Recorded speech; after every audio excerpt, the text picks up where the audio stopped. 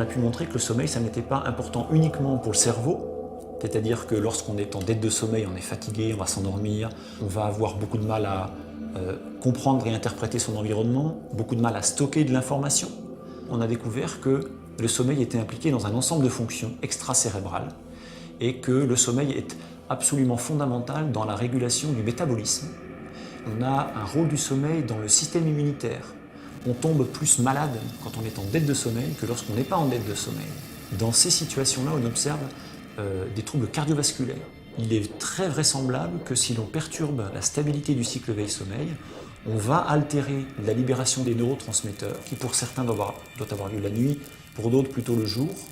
Et de là à ce que cette perturbation soit impliquée dans le contrôle de l'humeur ou l'instabilité de l'humeur est assez facile à franchir. Il suffit de quelques jours de restriction de sommeil pour perturber deux hormones en particulier. L'une s'appelle la ghréline et l'autre s'appelle l'orexine. Ces deux hormones sont impliquées dans la régulation de l'appétit et l'autre dans la régulation de la satiété. On va par exemple favoriser la consommation d'aliments de type gras ou sucré. Eh bien, tout cela est très favorable à la prise de poids. On va perturber d'autres hormones qui sont impliquées dans un ensemble de fonctions, par exemple la mélatonine, qui est une hormone sécrétée la nuit. Cette hormone est impliquée dans la division cellulaire et va ralentir la prolifération cellulaire de type cancéreuse. De là à ce que la perturbation de cette hormone conduise à des cancers, on n'en est encore pas là, mais si on perturbe la sécrétion de mélatonine en laboratoire chez l'animal, eh bien, on va favoriser le développement de certains cancers.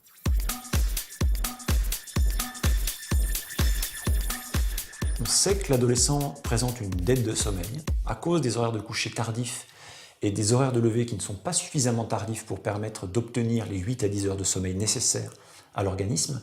Eh bien, cette restriction journalière va créer un état de dette de sommeil chronique.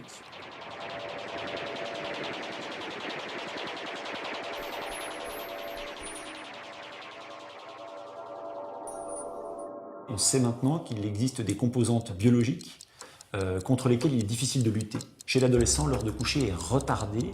Ce retard-là s'explique par une horloge biologique qui est plus lente. Il faut un peu plus de temps à l'horloge biologique pour accomplir sa boucle, accomplir son cycle. Et donc ça va déclencher un coucher plus tardif et un réveil plus tardif. Donc il y a un vrai cercle vicieux qui s'installe chez l'adolescent qui n'arrive pas à se coucher tôt en semaine et qui a tendance à se coucher et lever encore plus tard en week-end.